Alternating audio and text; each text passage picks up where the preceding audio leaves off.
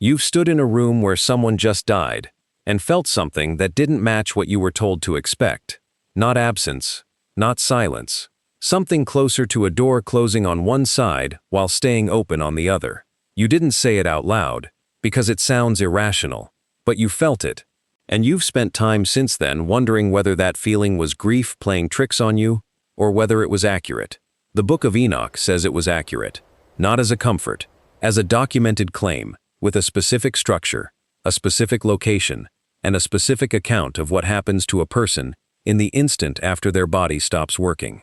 And by the end of this, you're going to know exactly what that manuscript says happens next. Because it doesn't just claim death isn't the end. It describes the journey a soul takes once it isn't the end anymore. I'm Daniel Voss. You're watching The Black Parchment. This channel reads the manuscripts they don't want on your shelf. Subscribe, because we're tracing this claim from the exact verse it comes from, through the manuscripts that preserved it, to what it means for the person you're picturing right now. Let's go. Here's the claim most people assume ancient texts make about death, without ever checking. That death is the end of the story. A body stops, and whatever was inside it stops with it. 1 Enoch 22:3 says the opposite, directly. The patriarch Enoch is shown a mountain in the west, and inside it, the spirits of the dead are gathered, not destroyed, not dissolved, gathered. The Ethiopian Ge'ez manuscript tradition, the only complete surviving text of this book, preserves this verse as a straightforward statement of continuation. The spirits are collected in a place built specifically to hold them until judgment. The Aramaic fragments recovered from Qumran Cave 4, catalogued as 4Q204, preserve overlapping material from this same section of the Book of the Watchers, confirming this passage sat in the text centuries before the Ge'ez translation existed. That's not one manuscript making a claim. That's two independent manuscript traditions, in two different languages, agreeing that this scene is original to the composition. George Nicholsburg, whose Hermenia commentary remains the standard academic treatment of this text, identifies 1 Enoch 22 as the earliest sustained Jewish description of the afterlife as a physical location with structure, rather than an abstract fate. Not a metaphor for forgetting, a place, with walls. Have you ever needed to believe that a person you lost hadn't simply stopped? That whatever made them who they were didn't switch off the moment their body did? The text doesn't leave that as speculation. It states plainly that the spirits continue, gathered, intact. Inside a location Enoch is shown directly. But existing somewhere isn't the same as still being a person. The next verses answer a harder question. Can the dead still think? Can they still want something? This is where the text stops being about location and starts being about identity. 1 Enoch 22:5-7 describes Enoch hearing a specific voice inside the mountain, the spirit of Abel, murdered by his brother Cain, and Abel is not silent. The text says he is still crying out, still bringing an accusation, still demanding that justice be carried out against the one who killed him. Stop on that for a second. This isn't a soul absorbed into some undifferentiated afterlife fog. This is a specific individual, with a specific grievance, still capable of memory, still capable of speech, still capable of wanting something to happen. Abel died first in the biblical narrative, and according to this text, Abel has not stopped talking since. James Vanderkam, whose full English translation of 1 Enoch remains a standard reference alongside Nicholsburg's commentary, points to this passage as the clearest proof inside the entire book that death, in this system, is not an ending of consciousness. It's a change of location. The dead in 1 Enoch don't drift. They advocate. Have you ever needed someone gone to still know something, to still be aware of an injustice done to them, or done in their name? That need isn't irrational, according to this text. It's structurally accurate. Abel isn't remembered by others as still crying out. The text says, he is still crying out. Present tense, right now, inside the mountain. But if Abel is still speaking, that raises an immediate problem. Speaking to whom? Waiting for what? A voice with no audience and no outcome isn't justice. It's just noise. Which means the next question the text has to answer is what happens to that accusation. Here's where the investigation moves from what the dead are doing to what they're doing it for. Raphael, The archangel guiding Enoch through the mountain in 1 Enoch 22:3-4 explains the entire structure directly. The spirits are divided into separate chambers, and they remain there until the day of judgment, not indefinitely, not without purpose, held, specifically, for an event that hasn't happened yet.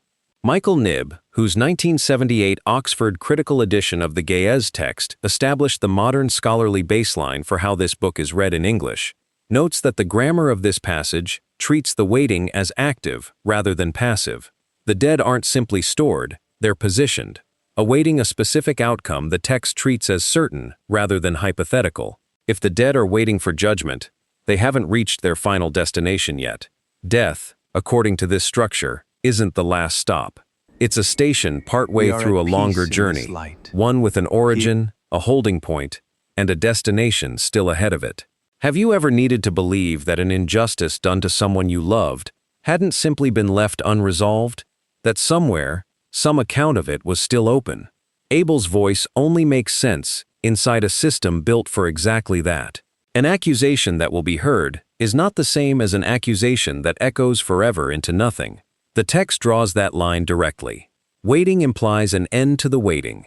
But if there's an end to the waiting, that end has to look different for different people. Nobody built a chamber system with only one outcome. And that's exactly where the text goes next.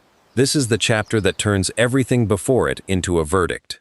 1 Enoch 22 describes 4 separate compartments inside the same mountain, each one holding a different category of soul, and the outcomes are not identical. The righteous are held in a place associated with light and comfort. The wicked are held apart from them, awaiting punishment. The text draws the line at conduct, how a person lived, and how a person died. Not at circumstance, not at status, not at wealth.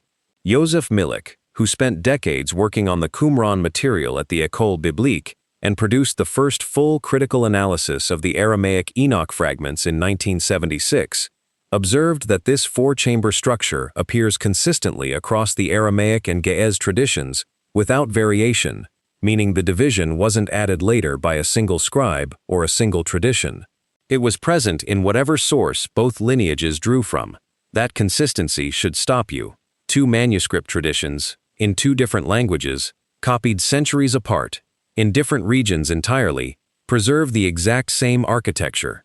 Not roughly the same 4 compartments, the same basis for division, the same reason given for the separation. Have you ever needed to believe that the way a life was lived actually mattered to what came after it?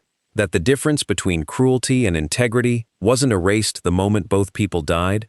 1 Enoch 22 states that directly. The separation isn't incidental to the afterlife. According to this text, it is the entire structure of the afterlife. Which means the soul's journey isn't just die, continue, wait. It's die, continue, be sorted, wait for an outcome that was already determined by how you lived before you got there. So here's what the manuscript has established, piece by piece, and it's worth tracing the whole route in order. A person dies. According to 1 Enoch 22:3, their spirit doesn't stop. It's gathered into a specific location. According to 22 verses 5-7, that spirit doesn't lose the ability to think, remember, or demand justice. Abel proves that directly, still speaking centuries after his death, inside the text's own narrative present. According to 22:3-4, that spirit isn't simply abandoned there. It's held for a specific, named event still ahead of it. And according to 22:9-13, where it's held, and what it's held for, depends entirely on how that life was lived. That's not 4 separate ideas about death. That's one continuous route. Existence continues, so there's something left to hold accountable. That thing is held accountable because it's still capable of memory and voice. It's positioned for judgment because the system was never going to leave an accusation like Abel's unanswered forever. And where it lands inside that judgment depends on the only variable the text treats as relevant: conduct. Here's the part of this that should follow you out of the room you were standing in when this started. If the text is right, the moment you felt, the door closing on one side and staying open on the other, wasn't sentiment. It was accurate to the structure this manuscript describes. Something did continue. Something is still capable of speaking. Something is being held for an outcome that hasn't arrived yet. The manuscript never tells you when that day comes. It only tells you that Abel is still waiting for it, right now, inside the mountain, still making the same accusation he made the day he died, which means whatever accusation, or whatever hope, is sitting unresolved with the person you're thinking about. According to this text, it hasn't gone quiet either. If this made you think of someone specific, say so in the comments. I want to know who you were thinking about, and whether the mountain this manuscript describes is where you'd have pictured them. This channel doesn't stop pulling, neither should you. Subscribe. I'll see you on the next one.